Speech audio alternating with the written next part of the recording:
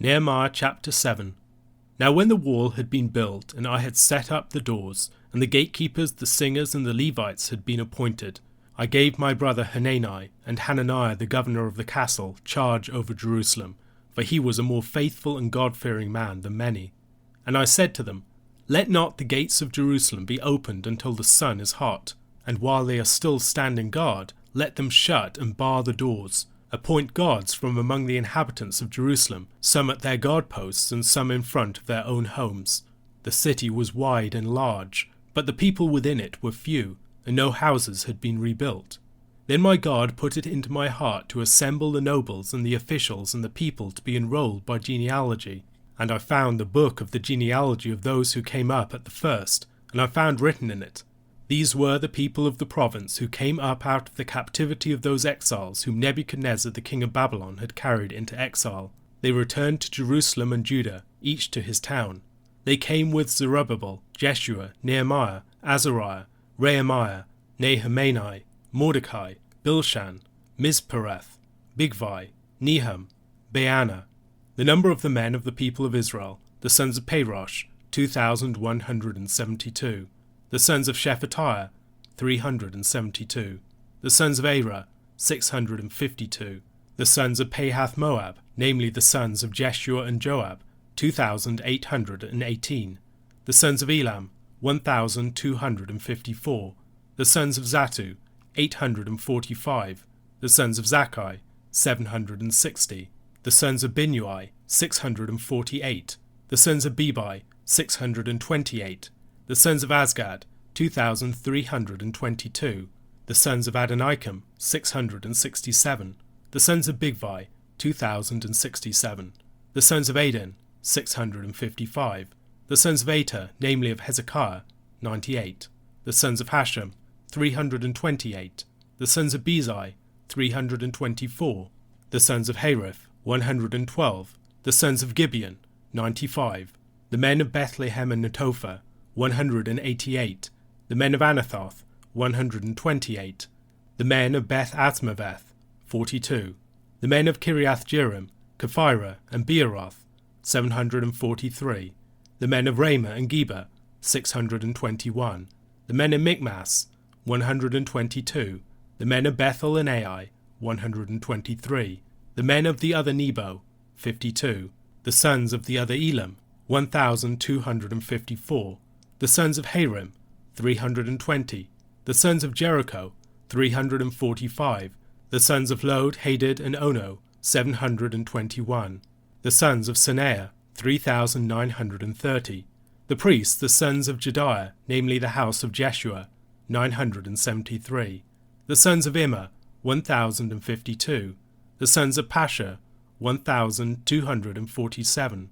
The sons of Harim, 1,017. The Levites, the sons of Jeshua, namely of Kadmiel of the sons of Hodiva, 74. The singers, the sons of Asaph, 148. The gatekeepers, the sons of Shallum, the sons of Ater, the sons of Talmon, the sons of Akub, the sons of Hatita, the sons of Shobai, 138. The temple servants, the sons of Zehar, the sons of Hasupha, the sons of Tabaoth, the sons of Keros, the sons of Seir, the sons of Padon, the sons of Lebana, the sons of Hagabah, the sons of Shalmai, the sons of Hanan, the sons of Giddel, the sons of Gahar, the sons of Reiah, the sons of Rezin, the sons of Nekoda, the sons of Gazam, the sons of Uzzah, the sons of Paseah, the sons of Besai, the sons of Meunim, the sons of Nephushisim, the sons of Bakbuk, the sons of Hakupha, the sons of Harhur, the sons of Baslith, the sons of Mahida, the sons of Harsha, the sons of Barkos, the sons of Sisera, the sons of Tema, the sons of Neziah, the sons of Hatipha, the sons of Solomon's servants, the sons of Sotai, the sons of Sophereth, the sons of Perida, the sons of Jaela, the sons of Darkon, the sons of Giddel, the sons of Shephatiah, the sons of Hattil, the sons of Pokereth-Hazabaim, the sons of Amon. All the temple servants and the sons of Solomon's servants were 392. The following were those who came up from Tel Melah, Tel Harsha, Kerub, Adon, and Immer, but they could not prove their fathers' houses nor their descent, whether they belonged to Israel. The sons of Deliah, the sons of Tobiah, the sons of Nekoda, 642. also of the priests, the sons of Habiah, the sons of Hakkoz, the sons of Barzillai, who had taken a wife of the daughters of Barzillai the Gileadite, and was called by their name. These sought their registration among those enrolled in the genealogies, but it was not found there, so they were excluded from the priesthood as unclean. The governor told them that they were not to partake of the most holy food until a priest with Urim and Thummim should arise. The whole assembly together was 42,360, besides their male and female servants, of whom there were 7,337, and they had 245 singers, male and female. Their horses were 736, their mules 245, their camels 435, and their donkeys 6,720. Now some of the heads of fathers' houses gave to the work. The governor gave to the treasury 1,000 darics of gold, 50 basins, 30 priests' garments, and 500 minas of silver. And some of the heads of fathers' houses gave into the treasury of the work 20,000 darics of gold, and 2,200 minas of silver. And what the rest of the people gave was 20,000 darics of gold, 2,000 minas of silver, and 67 priests' garments. So the priests, the Levites, the gatekeepers, the singers, some of the people, the temple servants, and all Israel lived in their towns. And when the 7th month had come, the people of Israel were in their towns. Following the completion of the wall's construction, Nehemiah committed the security of Jerusalem to the charge of reliable men, or possibly just a reliable man, and established procedure for the gatekeepers. That verse 1 mentions the singers and Levites is somewhat surprising. Charles Fensham is among the commentators who holds that this is most likely a gloss that was added upon the word for gatekeepers, as that term is most typically used for those guarding the gates of the temple and its precincts. Hugh Williamson raises the possibility that, given the low population of the city at the time, responsibility for its defence lay in large measure in the hands of the singers and Levites, other trained forces who could supplement a smaller contingent of lay guards. If the city and not merely its temple were largely guarded by Levites and singers, it might also imply an extension of holiness, formerly focused more narrowly upon the temple complex, to include the wider city around it. This will become much clearer in chapter 11. The whole city is in some sense now set apart. The great work that had been undertaken in rebuilding the wall would be in vain if the people did not adequately guard the city. Appointing trustworthy men over this duty and determining wise security procedures was essential at this point. Commentators are divided on the question of whether Hananiah is another name for Hanani. It is possible to read the text as Hanani, that is, Hananiah, the governor of the castle. The fact that the next verse speaks of them is used as an argument against this position, although advocates of it, such as Andrew Steinman, argue that the them might also refer to the gatekeepers, singers, and Levites mentioned in verse 1. Hanani is also mentioned back in chapter 1 verse 2 of the book. There Hanani travelled from Jerusalem to Susa, giving Nehemiah a report of the beleaguered state of the city of Jerusalem, one that first led him to come to the city. I am inclined to see Hanani and Hananiah as two different people. The instructions of verse 3 are most naturally read as instructions to those overseeing the security of the city, as the guards seem to be spoken of as if they were not members of the group being addressed. The guarding of the gates of the city, as we will see in chapter 13, is not merely a matter of military security, but also has moral importance, as those overseeing the gates determine who and what is and is not to be permitted to enter the city. Once again, this could be related to the extension of the principle of holiness in Jerusalem. Committing such a charge to trustworthy and God-fearing men bodes well for the security and well-being of the city. There are few tasks more necessary than maintaining healthy boundaries for a community, and keeping the gates of the city was one of the ways in which this task was performed.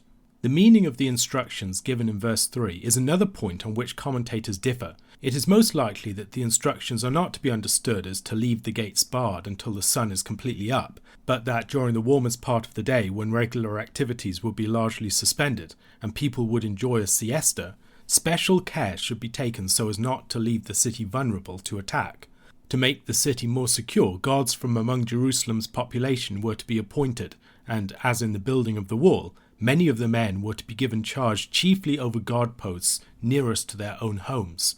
Nehemiah was faced with a further challenge. Despite the great physical size of the city of Jerusalem, it was sparsely populated, and although it now had a rebuilt and well-defended wall, the houses within the city had not been rebuilt, but were largely in ruins. Now that the defences of the city had been re-established, however, it would be easier to encourage people to rebuild houses within its walls.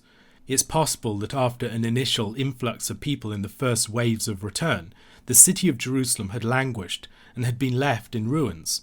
The lack of security of the city and economic factors may have led many of the initial returnees to move elsewhere. Decades later, only a small population remained there. Steinman speculates that its population may have dwindled to as low as 1,000 men by this time. Repopulating Jerusalem would be a concern for Nehemiah now that its walls were rebuilt. With the city of Jerusalem underpopulated and in ruins, Judah was like a body without its head. To deal with this problem, Nehemiah determined to assemble the people and their leaders and enroll them by genealogy. This would give Nehemiah a sense of the number of the people and of their places of origin. In particular, he would have a clearer indication of how many had ancestral roots in Jerusalem. A good place to begin was with the record of the first of the returnees.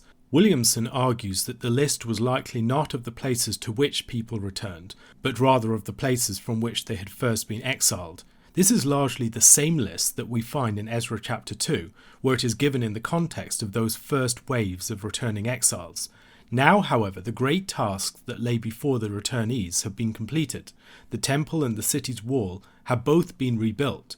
Looking back to the initial numbering of the people at this point provides a bookend or inclusio for the greater tasks that unite the books of Ezra and Nehemiah. The details from verse 6 onwards are drawn from the book of the genealogy that Nehemiah used, a book that likely dated from the years during or immediately after the first waves of return. The list here is largely identical to that of Ezra chapter 2, but there are several variations in the names, numbers, and ordering. A few of these might be variations in spelling or be alternative names for figures. However, many of the variations are best explained as textual corruption through scribal errors, whether occurring to the original document or documents, or subsequently to the texts of Ezra and Nehemiah, and perhaps also as evidence that Ezra and Nehemiah were working with different versions or editions of the source. If, as Williamson has argued, the list was a composite one, it's possible that there were different versions of it in circulation, perhaps dating from different stages of the initial waves of return. The character of many of the discrepancies, where numbers are largely the same save for a difference in one element, such as 2,818 and 2,812, or 845 and 945, or 3,630 and 3,930, gives weight to the claim that scribal errors are responsible for the vast majority of them. The discrepancies do not seem to follow a tidy pattern, with one generally having the larger numbers, for instance. Of the 17 discrepancies in the numbers, 7 are under 10 and 6 are over 100, all 300 or less, save for a huge difference of 1,100 between the numbers of the sons of Azgad. That many of these discrepancies could be accounted for through births and deaths strains credulity. If the higher numbers generally belong to one or other of the accounts, we might argue that it came from a later edition of the original after more had returned, or as more had been born of the original population. It is much harder to explain how the sons of Azgad might have increased by 1,100 and the sons of Senaiah by 300, while the sons of Era decreased by 123 and of Zatu by 100, all while most numbers remained the same or largely stable. Despite the differences in the subtotals given for various clans and towns, the total number of the assembly is the same as that of Ezra chapter 2, 42,360. Oded Lipschitz has observed that once you subtract the number of those who couldn't prove their lineage and the servants from the total number of returnees in Nehemiah, one gets a total of 30,447. This, he maintains, needs to be related to the fact that the number of the settlers in Jerusalem given in Nehemiah chapter 11 makes a total of 3,044. As 1 out of every 10 had to live in Jerusalem, it seems that these two numbers are related, and that the number of the initial returnees provided the basis for the number of those who were selected to live in Jerusalem.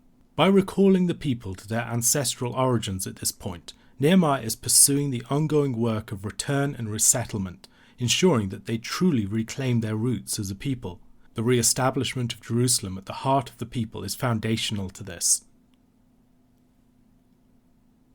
A question to consider. Why does Nehemiah's enrolling and ordering of the people not violate earlier commands against censuses?